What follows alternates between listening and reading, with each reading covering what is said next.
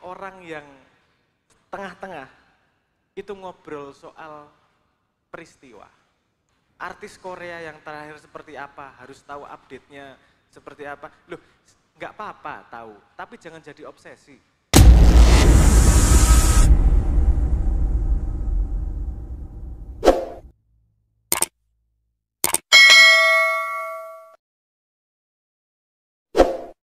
Monggo mbak-mbak yang di depan, mungkin ada yang mau bertanya. Monggo mas.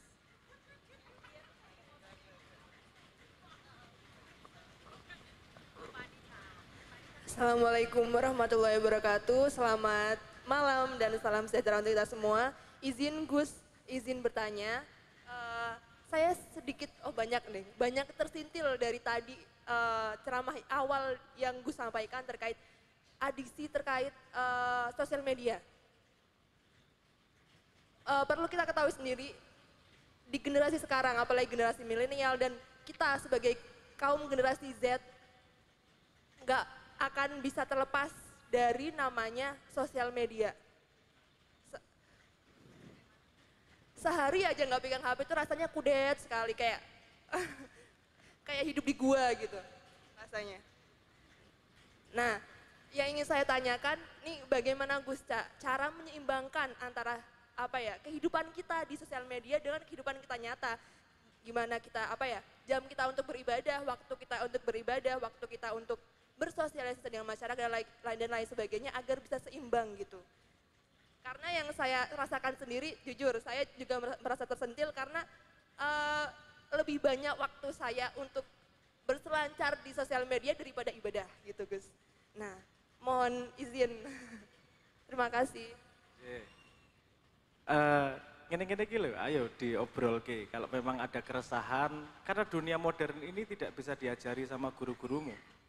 Guru-gurumu nggak ngalami Instagram, guru-gurumu nggak ngalami Facebook. Jadi mau jawab susah. Ini perlu juga dibahas. Oke, pertama, pasti tahu FOMO ya.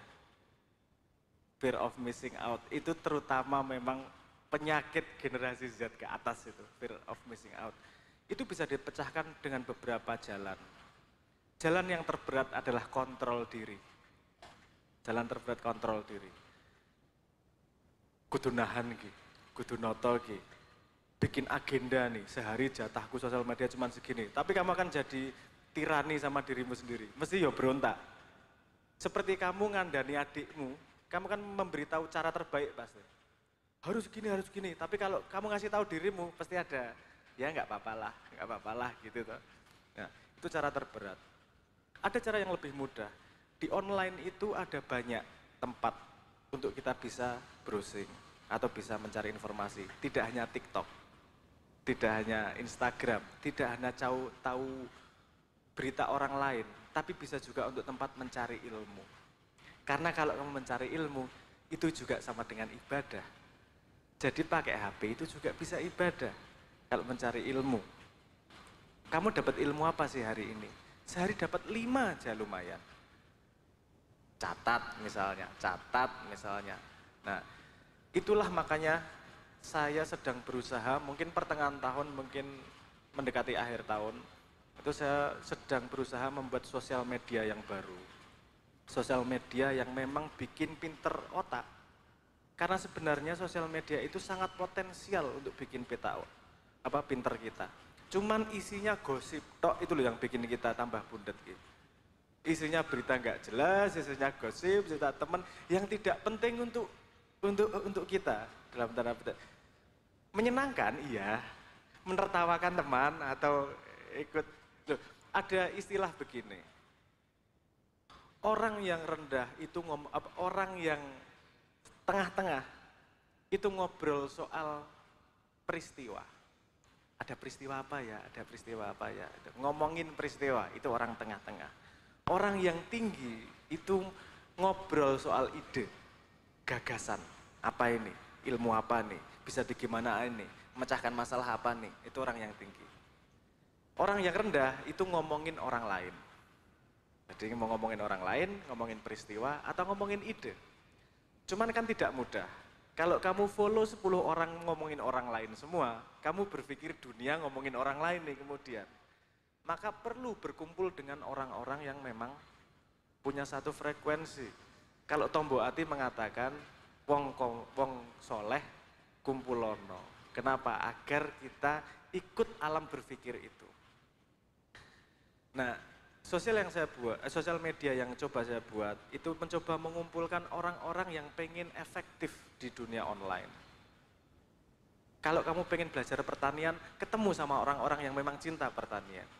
Kalau kamu tiba-tiba pengen tahu ilmu psikologi, kumpul sama orang-orang yang memang cinta psikologi. Ini satu hari butuh 15 menit, kamu nambah 5 ilmu, itu udah sangat cukup harinya. Dalam satu hari kamu nambah ilmu, dalam 1 tahun berapa itu? 365 dikali 5. Itu udah 1.700 ilmu yang terkumpul dalam setahun. Jadi tidak ada hari yang sia-sia. Nah, karena sosial media yang ada sekarang dibuat bukan untuk manusia, maksudnya gini, bukan untuk kebaikan umat manusia, tapi untuk mencari laba, maka manusianya nggak dipedulikan. Caranya adalah, ayo kita buat lapangan sendiri yang memang buat untuk menumbuhkan manusia. Ayo invest pada dirimu. Karena kalau dirimu tidak mau investasi pada dirimu sendiri, orang lain nggak akan mau juga. Bener nggak maksud saya? Pak, paham maksud saya ya? Kalau kamu nggak investasi pada dirimu, gimana investasi pada dirimu?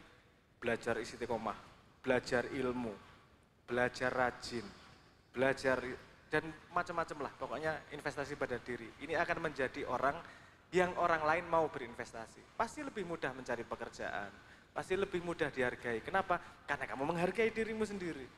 Kalau kepalanya cuma diisi gosip, diisi berita terakhir, artis Korea yang terakhir seperti apa, harus tahu update-nya seperti apa. Loh, nggak apa-apa tahu, tapi jangan jadi obsesi. Gitu aja loh. Nggak apa-apa tahu, tapi jangan jadi obsesi. Kalau setiap hari kamu sudah menginvest pada dirimu, akan berguna seumur hidup. Itu tadi yang saya katakan, tidak mudah. Makanya saya sama teman-teman mencoba mencari solusi yang lebih mudah. Apa itu? Membuat sosial media sendiri. Yuk, orang Indonesia, kan sosial media yang bikin bukan orang Indonesia. Dia tidak ikut kultur Indonesia. Kita cuma jadi konsumen di situ. Kita disuruh buka dan disodori iklan. Tanpa bergunanya buat kita apa? Buat memperbesar gosip, buat memperbesar itu aja. Enggak apa-apa itu, tapi jangan jadi kunci utama dalam hidup. Jangan jadi yang mayoritas. Ada yang lebih penting, baca Wikipedia, baca diskusi, ada research kit, ada Quora, ada Stack Exchange, ada macam-macam yang buat mengumpulkan ilmu. Satu lagi yang belum ada di sosial media adalah, kalau ilmu didapatkan, kadang-kadang kita merasa tahu. Baca sekali, kadang-kadang kita merasa tahu. 2 minggu kemudian ditanyain. Ingat nggak kira-kira? Biasanya lupa. Nah itu makanya perlu metode untuk memanage pengetahuan.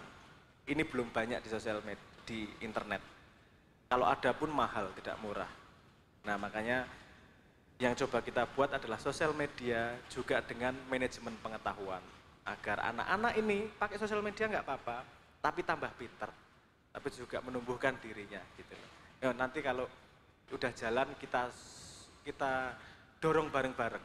Agar anak muda yang pengen tumbuh punya tempatnya. Yang pengen gosip ya udah di sana. Tapi yang pengen tumbuh ada tempatnya juga. Karena sekarang mau tumbuh di internet agak susah. Mau di Twitter kamu ngomong serius sedikit, diajar buzzer. Kamu di Instagram mau serius sedikit, ditertawakan pasti. Di mana nih tempatnya? Internet juga butuh pesantren. Internet juga butuh tempat untuk orang-orang yang sungguh-sungguh mau mencari dirinya. Ya, kalau enggak orang Indonesia siapa yang bikin? Kan gitu. Nanti coba kita angkat bareng-bareng. Agar Indonesia tidak tenggelam di dunia sosmed menjadi penggosip, tapi juga menjadi menumbuhkan manusia yang hebat. Gitu ya. Semoga menjawab. Matur nuwun.